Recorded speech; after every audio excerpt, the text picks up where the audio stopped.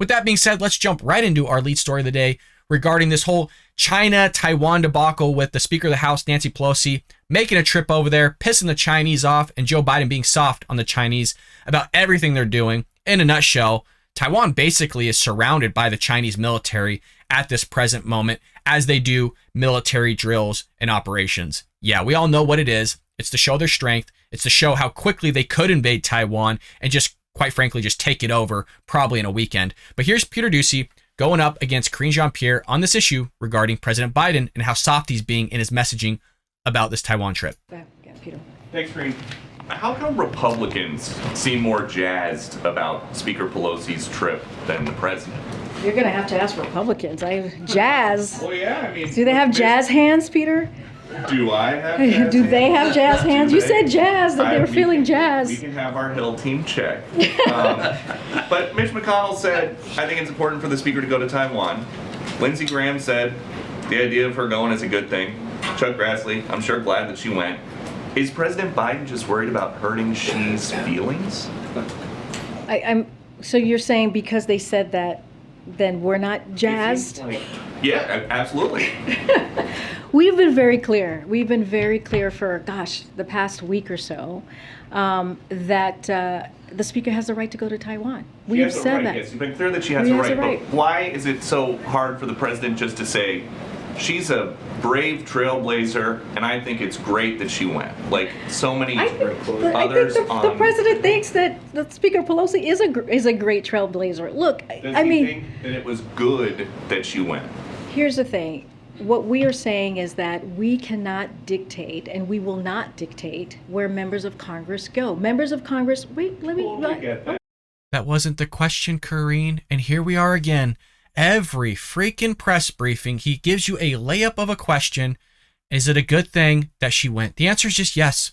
You don't even have to elaborate on that. It's just the answer is yes. Move on to the next question. She almost, in a nutshell, shoots herself in the foot by just rambling and just not answering the question. There is no harm in just saying, yes, it was a good thing that she went. We obviously want Taiwan to be an independent nation. They are an independent sovereign nation. So just let it be that.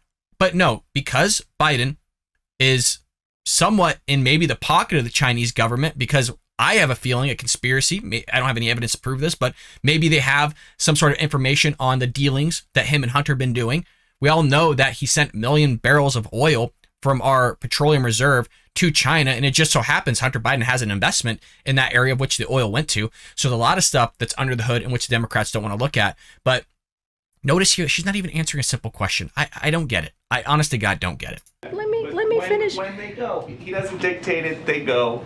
Now he can say if he thinks it was good or not. I mean, that's not how it works. That is not how it works here. It really isn't.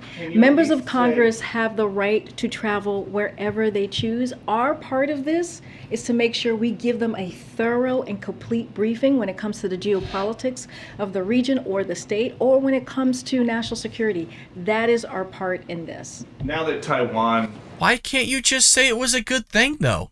We all know why. We all know why, because Joe Biden is soft on China.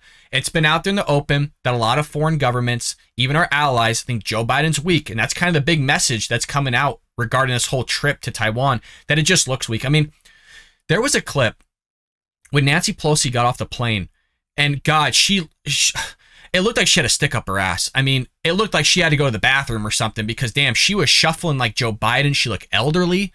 She looked like she was confused of where the hell she was at. I mean, I don't know if it was the long flight or what the hell it was, but I mean, these people that are in the Democrat Party, and no wonder they're going to put AOC up as supposedly the front runner for the 2024 bid, and we'll get to that in a moment here for another news segment in today's episode. But it's no shock that they need some youth in their whole Democratic Party, because God, they are just freaking a bunch of dirt running around, saying a bunch of nonsense, doing a bunch of nonsense, and chauffeuring around, saying and doing a bunch of nonsense. So let's continue here. Effectively encircled by the Chinese military doing these drills. Does the president think that the trip was worth the trouble? Look, I already said this, and I'll just repeat it to you. There's no reason for Beijing to turn this visit, which is consistent with long-standing U.S. policy, into some sort of crisis. There is no reason to do that. We have been very clear. There's no change in our One China policy, which is guided by the Taiwan Relations Act of 1979. That has not changed. And so, look, the United States will not seek and does not want a crisis here. But we are prepared to manage what Beijing chooses to do. It was, again, just like I just said previously, you just need to say yes or no. Pick and choose. Was it a good thing? Was it a bad thing? Was it worth the commotion? Was it worth all the hubbub regarding China moving tanks and moving aircraft carriers? One of the two that they have. I think they actually utilize both of them.